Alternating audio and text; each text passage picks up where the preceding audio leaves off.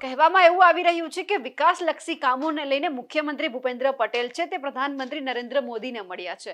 આ એમની એક શુભેચ્છા મુલાકાત છે અને ઘણા બધા લોકો એવું કહી રહ્યા છે કે આ ઓચિંતી મુલાકાત પણ હોઈ શકે છે.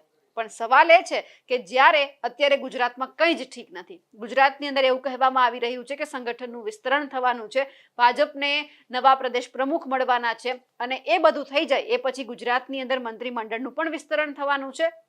એટલા બધી જે ચર્ચા ચાલી રહી છે એમાંથી એક પછી ઘણા બધા ઓચિંતા જે આપણને નામચીન વ્યક્તિઓ હોય છે એ અમિત શાહ અને પ્રધાનમંત્રીને મળતા હોય છે. પણ અહીંયા સૂચક એ હોય છે કે કોઈ જે નેતા છે અમથા અમિત શાહ કે પછી પ્રધાનમંત્રીને નથી મળતા. અહીંયા કંઈક તો એવું રંધાઈ રહ્યું હોય છે કે જે આપણને સર્વેને એક એવો ઈશારો કરે છે કે હવે ગુજરાતમાં કંઈક નવા જૂની થવાની છે, કંઈક મોટું થવાનું છે. આજ સમય દરમિયાન હવે જ્યારે ભૂપેન્દ્ર પટેલ છે પ્રધાનમંત્રી નરેન્દ્ર મોદીને મળ્યા છે, એમની હું તમને 2 થી 3 તસવીર બતાવવા માંગીશ કે આ દિલ્હીની અંદર મુલાકાત છે.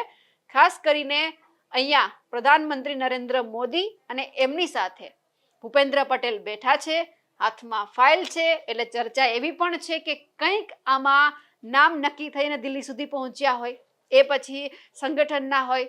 માન્યું કે સંગઠન બીજા લોકો નક્કી કરશે તો કદાચ આમાં મંત્રીમંડળના નામો પણ હોઈ શકે છે કે આટલા નામ છે જે નક્કી કરવામાં આવ્યા છે. હવે તમે જે એવું નક્કી કરીને કહી દો કે મંત્રીમંડળનું જો વિસ્તરણ થશે તો કોનું આમાં નામ સામે આવશે.